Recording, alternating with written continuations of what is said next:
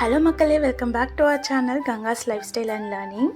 சித்திரக்கனிக்கு சாமி கும்பிட்றதுக்காக நம்ம வீட்டில் எப்படிலாம் ப்ரிப்பேர் பண்ணோம், முன்னாடி நாள்லேருந்து என்னெல்லாம் பண்ணியிருந்தோம், அதுலேருந்து நெக்ஸ்ட் டே செலிப்ரேஷன் வரைக்கும் இந்த விலாகில் பார்க்கலாம்.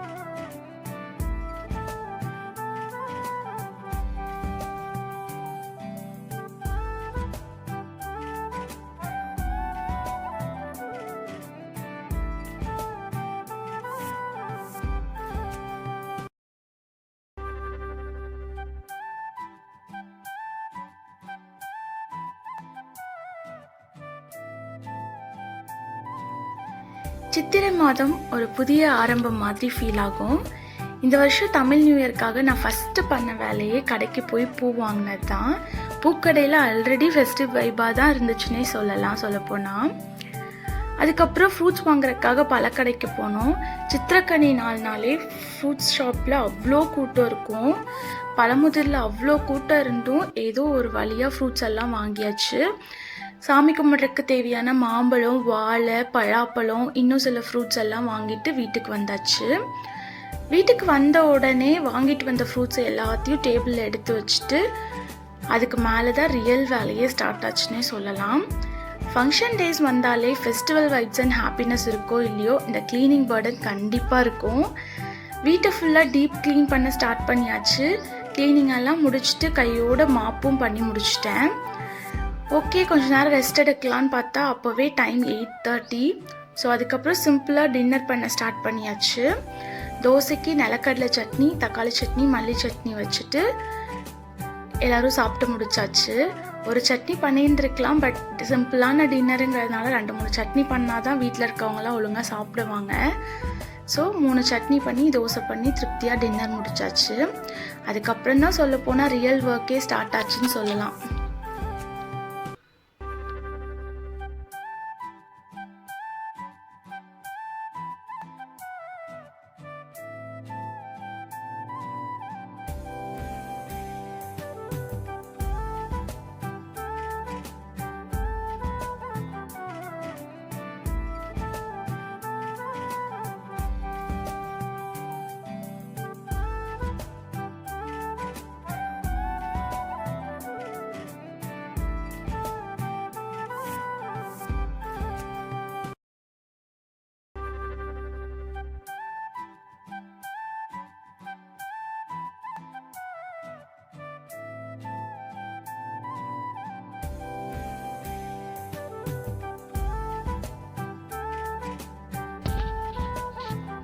சித்திரக்கனினா தமிழ் வருடத்தோட முதல் நாள்.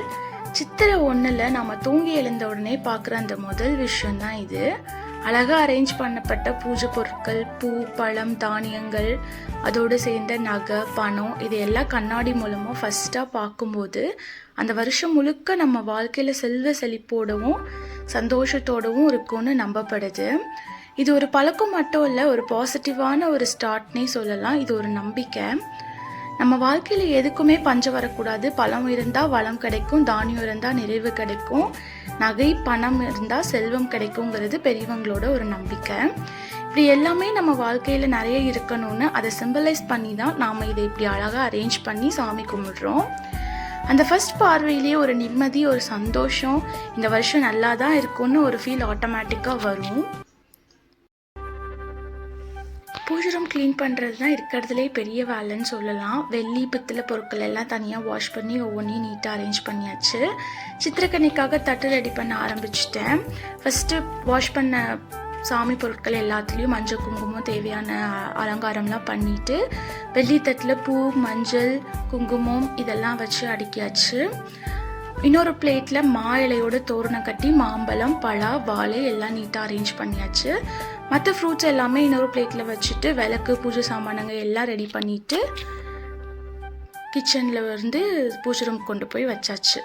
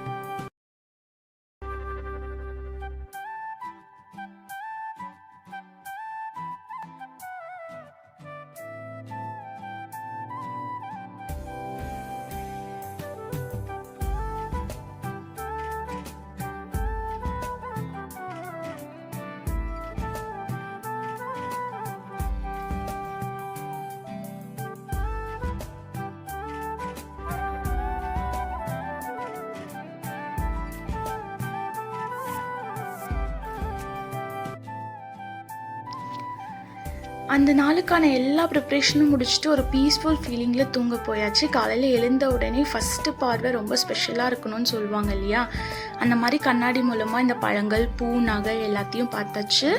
அந்த மூமெண்ட் ரொம்ப பாசிட்டிவாக இருந்தது. அதுக்கப்புறம் போயிட்டு குளிச்சுட்டு ஃப்ரெஷ்அப் ஆகிட்டு வந்துட்டு பூஜை பண்ணி ரெடி ஆகிட்டு கோயிலுக்கு போயிட்டு வந்துட்டோம். இப்படி தான் இந்த வருடத்தோட தமிழ் புத்தாண்டு ரொம்ப காமாகவும் நிறைவாகவும் எங்களுக்கு ஆரம்பிச்சது. உங்களுக்கு தமிழ் புத்தாண்டு எப்படி இருந்ததுன்னு சொல்லிட்டு கமெண்ட் பண்ணுங்கள். தேங்க்ஸ் ஃபார் வாட்சிங்.